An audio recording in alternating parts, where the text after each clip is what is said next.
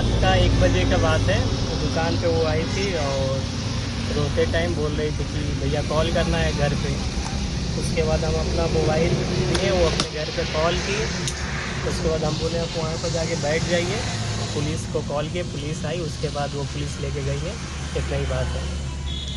और ये केस मध्य प्रदेश का जो सोनम और राजा रघुवंशी का वो वाला था, अपहरण का। अच्छा, तो ये अकेले थे कि और लोग भी थे नहीं साथ? नहीं, अकेली थी। ये कहाँ से आ रही थी और किधर जाने के लिए कह रही थी? यहाँ तो इधर से रही थी, कहाँ जाने के लिए इसका हमको नहीं पता है। ये सब नहीं बताई, सिर्फ आपसे नंबर मांग के? नंबर नहीं, मोबाइल मांगी थी। मोबाइल मांगी, फिर नंबर उड़ा दिया क्या कि नंबर है? इनका उनके फैमिली का नंबर है। इस वक्त हम मौजूद हैं गाजीपुर में वाराणसी गोरखपुर हाईवे पर हम मौजूद हैं, जहां पर आपको दिखा दें कि ये ढाबा है काशी चाय जायका। इसी ढाबे पर सोनम रघुवंशी कल देर रात 1 बजे के लगभग मिली थी। यहीं से पुलिस ने उसे रिकवर किया था।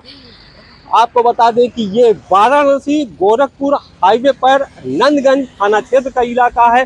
आकुशपुर इस जगह का नाम है, जहां पर ये काशी चाय जायका नाम से एक ढाबा है, जिसे यहाँ का संचालक साहिल यादव चलाते हैं। और कल रात को यहीं पर जो सोनम रघुवंशी है वो यहाँ पर मिली थी, कुछ बदहवास हालत में थी, जहाँ से पुलिस उसको अपने साथ ले गई है।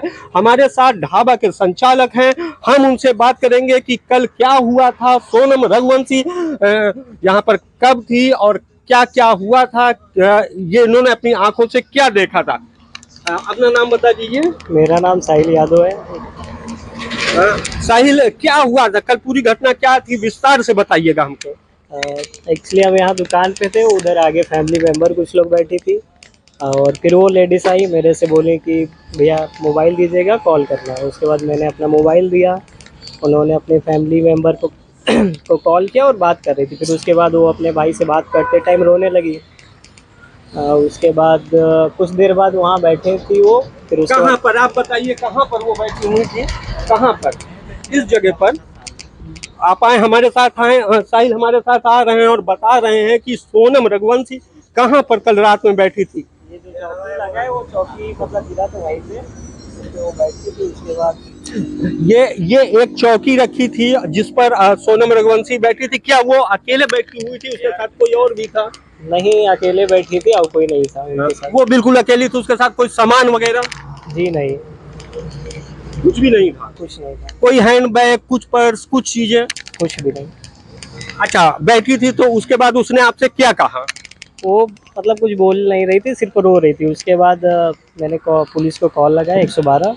उसके बाद पुलिस वाले आए, उनसे पूछताछ किए, फिर वो ले गए अपने साथ। आप बता रहे हैं उसने अपने कुछ रिलेटिव से, रिश्तेदारों से बात हाँ, की? वो बात की थी, बट नहीं पता क्या वो बात की थी।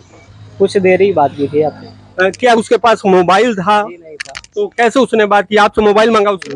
हाँ, मेरे से मोबाइल मांगा। तो उसके बाद क्या हुआ, आपने पुलिस को कॉल की, पुलिस आई, उसके बाद क्या हुआ? पुलिस आई, फिर उन्होंने उनसे पूछताछ किया, फिर उनको लेके चली गई, बस। आपसे पुलिस ने कोई बात की, कोई पूछताछ आपसे भी की? जी नहीं, वही पूछ रहे थे जो अभी हम आपको बताएं, वही से पूछ रहे थे। क्या हम पूछ रहे थे? यही पूछ रहे थे कि वो किधर से आई थी, क्या कर रही थी, अकेली थी, मतलब उनके साथ कोई था या नहीं था, बस इसी सब। क्या उस समय अन्य लोग भी आपके इस दुकान पर, इस ढाबे पर थे? और कस्टमर लोग थे, वो लोग भी। क्या आपको पता था कि ये युवती कौन है, कैसे है, यहाँ तक आई है? कुछ आपने कुछ पूछताछ उससे करने की कोशिश की जब तक पुलिस नहीं आई? हाँ, उनसे पूछे तो वही बता रही थी कि मेरा शादी 11 मई के आसपास हुआ था, फिर हम गए थे मेघालय घूमने। उसके बाद उनका मतलब अपहरण कुछ हुआ था। बोल रही थी कि सोना गहना ये जो भी था चोरी हो गया था। उसके बाद उनके पति को उसी जगह मतलब किसी ने मार दिया था और वो बेहोश हो गई थी, ऐसे ही बता रही थी। फिर यहाँ पे कैसे हैं उनको ये नहीं पता था, और ज़्यादा पूछने पे वो मतलब चिड़चिड़ापन हो जा रहा था उनको। आपको उन्होंने अपनी ये कहानी बताई थी जी हाँ, यही कहानी कि उनके साथ ऐसी ऐसी घटना हुई, लूटपाट हुई, उनके पति का कत्ल हुआ? हाँ। इसके बाद एक अंकल बैठे तो वही बताएं कि ये ऐसा ऐसा केस है, तो फिर हम भी यूट्यूब पे सर्च मारे, फिर पता चला ऐसा केस है।